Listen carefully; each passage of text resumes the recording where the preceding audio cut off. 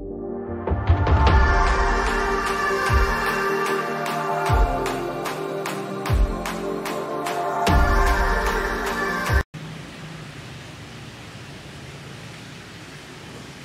Sobat Ekonom, kita sekarang lagi ada di FE nih. Ternyata banyak sekali pertanyaan masuk dari kalian melalui snap IG, snap WA. Nah, di sini kita bakal jawabin pertanyaan dari kalian.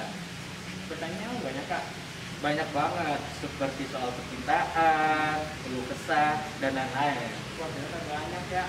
Tapi tenang, kita di sini bukan yang menjawab pertanyaan kalian kok. Kita di sini hanya sebagai penyalur saja. Berarti siapa yang jawab? Mau tahu? Ayo sini kita.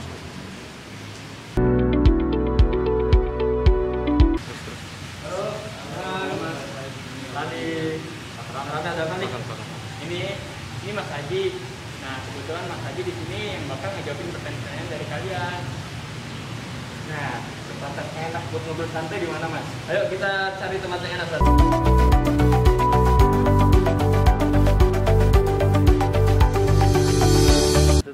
Lan, yang enak buat ngobrol nanti. Boleh sih, kayaknya menarik juga nih duduk sini nih. Ya, yuk. Yuk, dulu yuk. Aduh, Lan. Mas Haji, kalau kita lepas masker gimana Mas? Kayak nggak apa-apa sih, kan tadi udah cek suhu juga di depan, sama udah protokol juga kan tadi kan. Jadi Ya. aman nih Mas? Ya, biar lebih enak ya ngobrolnya ya.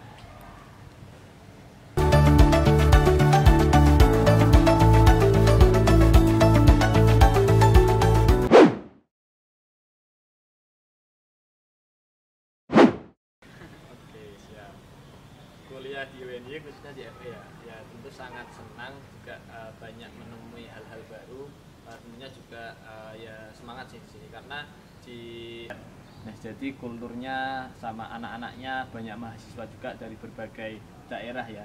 Nah, di UNY sendiri dan FE sendiri pun sama gitu. Di sini banyak dari berbagai daerah, berbagai kultur. Nah, yang baru aku temui di FE ini. Nah, di FE sendiri juga banyak fasilitas-fasilitas yang udah disediain gitu, kayak misal ormawa dan juga fasilitas-fasilitas lain yang mungkin belum teman-teman mahasiswa temui dulu ketika di sekolah.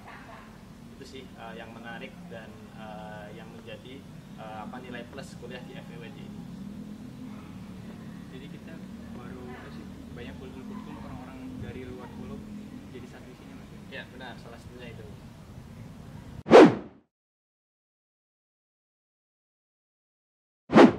Ya, itu produktif dan sibuk itu dua hal yang berbeda ya. Nah, kalau misal sibuk itu mungkin semua kegiatan dia lakukan gitu, tapi nggak mempertimbangkan skala prioritas mana yang harus didahulukan gitu, dan juga apa yang sudah teman-teman lakukan tuh usahakan mencapai hasil ya. Jangan sampai teman-teman udah sibuk tapi nggak ada hasilnya gitu. Jadi kalau mau manajemen waktu biar produktif, itu. Ingat. Oke. Tips biar fokus belajar tuh dari tiap anak ya, itu beda-beda ya. Kalau aku pendidikan itu emang gaya belajar tiap anak kan beda-beda, disesuaikan aja. Kalau dari aku pribadi ada audio dan visual gitu, jadi ada suara dan ada sesuatu yang tak lihat gitu. Tapi banyak teman-temanku juga cukup pakai suara aja. Nah, cukup pakai lihat gambar aja atau video aja gitu. Itu diserahkan sih sama yang tanya ya. Nah, cari coba belajar yang efektif gimana. Nah, kadang juga kayak media pembantu ya. Itu diperlukan. Misal teman-teman lebih seneng belajar sambil musikan, terus sambil makan snack gitu kan banyak ya. Terus misal ditemenin temennya, atau enggak ditemenin doinya ya, atau enggak ditemenin teman doinya. Tadi kan berhubungan ada doi nih Kak.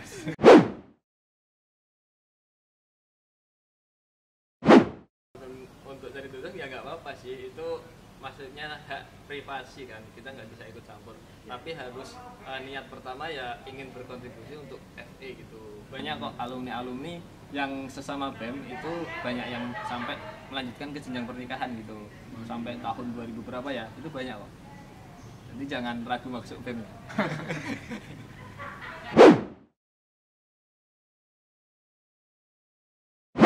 Nggak apa-apa kalau daftar ya. Kalau dari seluruh staff, seluruh PHP itu tak instruksikan ya promosilah BEM ke semuanya itu ya. Dari orang-orang dalam BEM ini mempromosikan BEM gitu, tapi kalau misal masuk lewat jalur orang dalam ya itu enggak ya, enggak bisa, karena kita juga ada kriteria khusus yang bisa masuk BEM itu siapa aja dan kriterianya gimana. Dari departemen itu udah ada semacam kurikulum lah, syarat-syarat anak apa aja sih, kompetensi apa aja sih yang bisa masuk di departemen tersebut, seperti itu.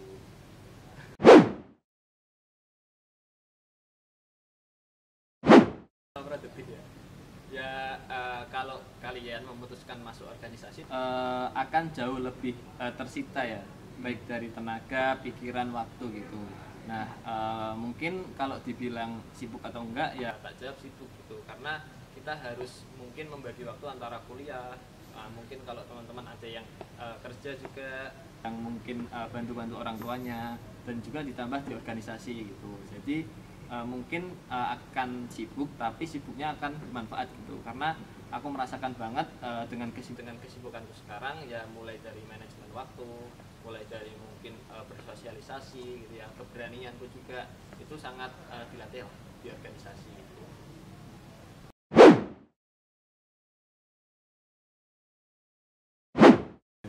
Atau semuanya bagus?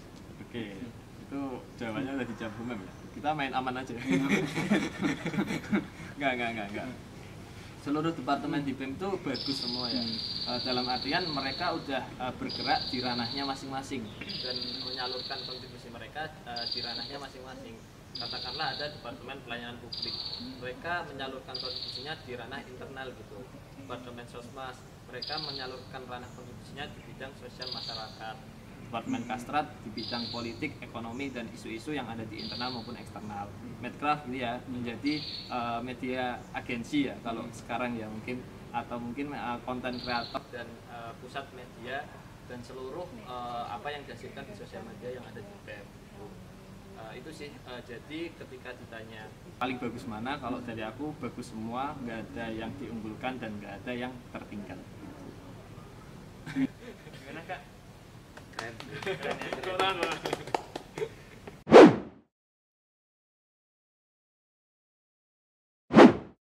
SP atau surat peringatan atau enggak ya itu ada gitu, tapi kita menggunakan pendekatannya mungkin kekeluargaan dulu. Jadi ketika ada masalah aku selalu menginstruksikan ke teman-teman PHPI itu selesaikanlah dulu dengan cara kekeluargaan gitu, ditanya, dikonfirmasi, divalidasi permasalahannya apa gitu. Nah nanti kita tampung, kita coba selesaikan.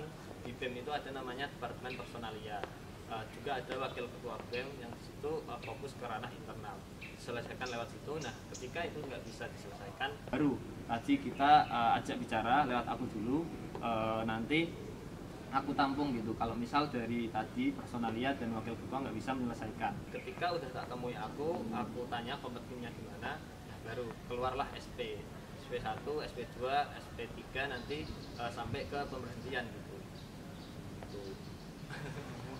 Kan kalau SP, kalau gue tahu di BEM sekarang pernah ada yang di SP nggak?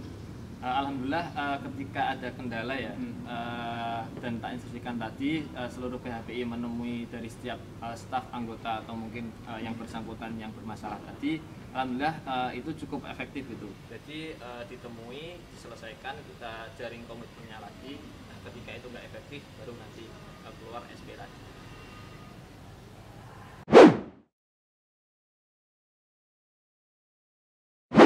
Mungkin cara berprestasi ya, kalau mahasiswa berprestasi itu tiap tahunnya ada ya, baik di tingkat fakultas maupun universitas. Nah caranya biar jadi mahasiswa berprestasi ya kalian aktif untuk menyumbangkan prestasi gitu. Nah cari info-infonya sekarang banyak, kita ada namanya media sosial ya, itu yang menyediakan banyak, ada akun-akun misal info lomba dan lain-lain. Nah dan di ormawa-ormawa juga biasanya dari tiap hima, BEM, UKMF itu sudah menyediakan info-info lomba yang ada di tiap periode bulannya gitu. Nah kalian ikuti. Nah yang harus mental kalian harus bangun adalah harus berani mencoba gitu, karena kalau kalian nggak coba itu kalian udah dinyatakan gagal ya, karena kalian nggak bisa ambil peluang buat berprestasi tadi. Tapi kalau kalian coba, kalau kalian gagal, nah kalian udah punya pengalaman nih, bisa diperbaiki nanti di perlombaan selanjutnya. Seandainya harus mulai dulu ya. Nah, harus berani mulai. Mulai dari sekarang. Harus mulai dari sekarang.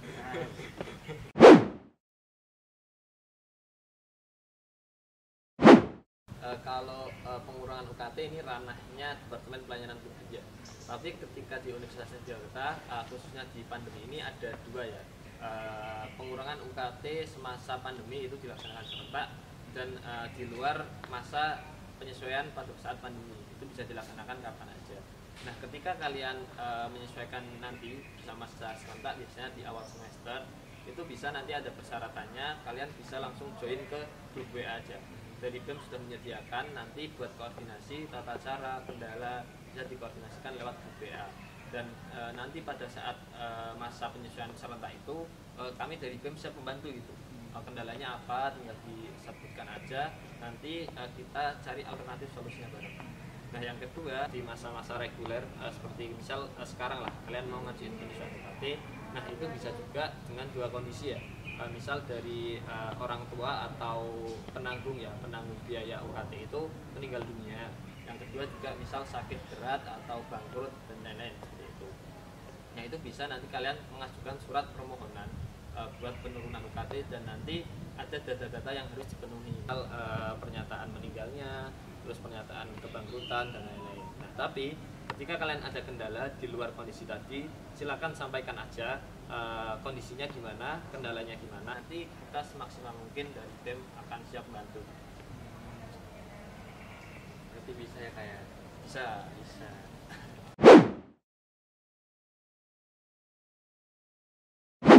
Intinya pertanyaannya manajemen waktu itu ya.